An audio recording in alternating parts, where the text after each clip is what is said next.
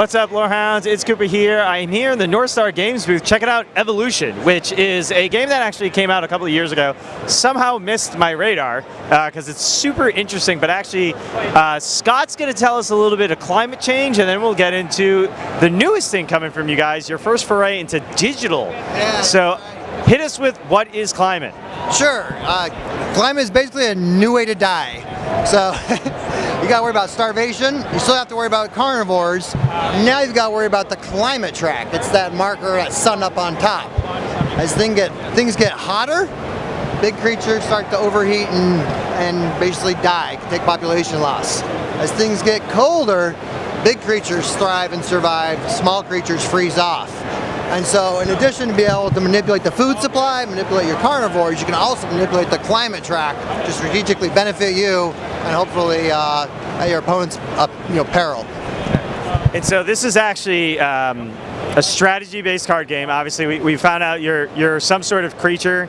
You're randomly dealt the fate of here you are, and you have to survive from there. So can you elaborate a little bit on the survival mechanics outside of not dying through climate? You bet, you bet. I mean, basically the game follows the principles of natural selection. You've got to adapt to wherever the ecosystem and the environment's going.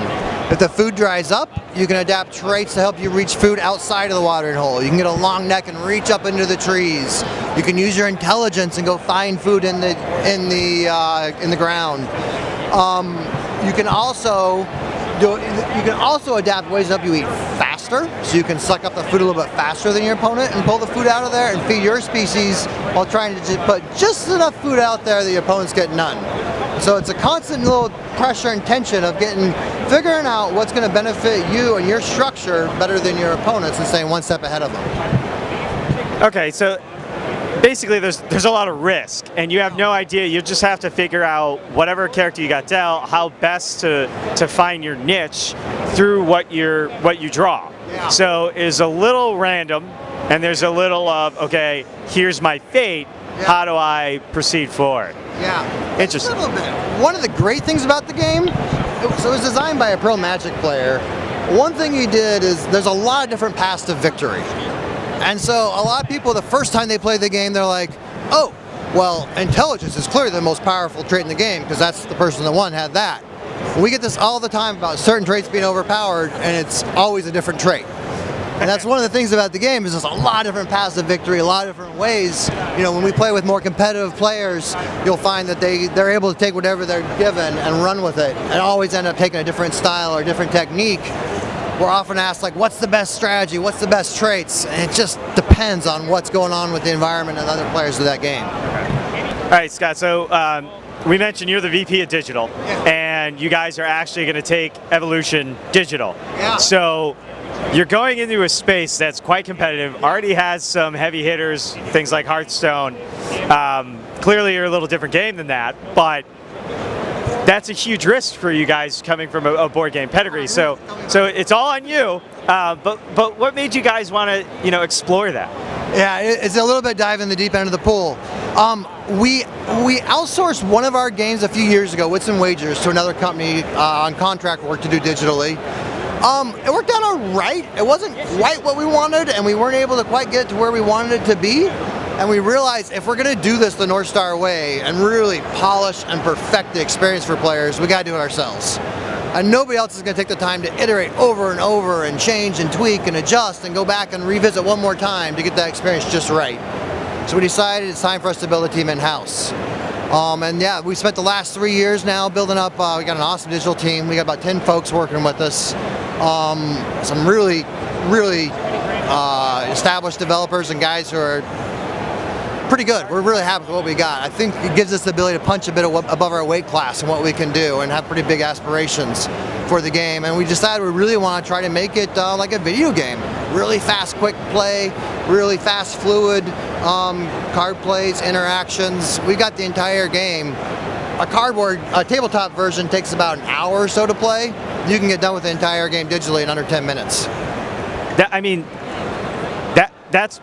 I'm like struggling to take that all in because that's an incredible change from we have all these trinkets in here that we have to deal with, and you're managing to bring it into a digital space.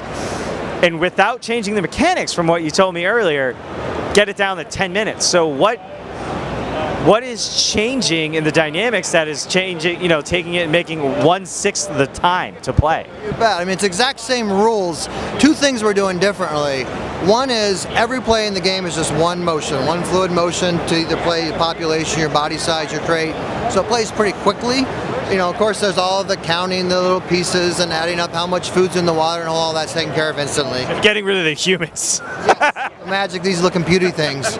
The other thing we're doing is we're doing simultaneous play, where we can darken the other players while you're playing your traits, so you can see your world and play your traits while they're playing theirs. So it's literally a simultaneous turn because it's not asynchronous. Exactly, and then you don't see what they did until they finish their turn, and it's all revealed.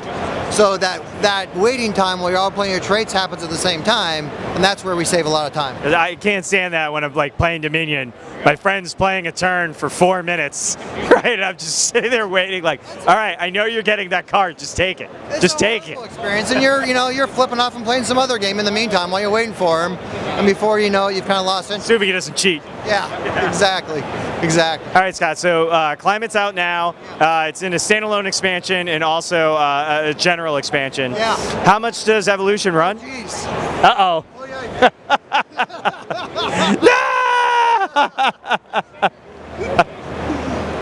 Yeah. So clearly she rolls carnivore. Yeah, I think so.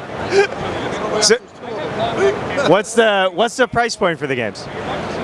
The tabletop game, Climate, I think it's 65 for the full standalone. We are 55 for the base version. So is what we're looking at. For the digital version, we haven't set the pricing yet. We are going to do premium pricing, so it's just pay one price. You're not in the collectible card game money pit where you got to constantly be buying new cards and upgrading, that kind of thing. All right, and final question. Of course, we have to ask this one for the whole community out there. When is digital version of Evolution coming out? You know, I've made predictions before and I've been wrong on that. We haven't set a release date yet. We are going to do a soft launch this summer, so keep an eye out for that. Thanks so much, Scott. Yeah, you bet. Thank you.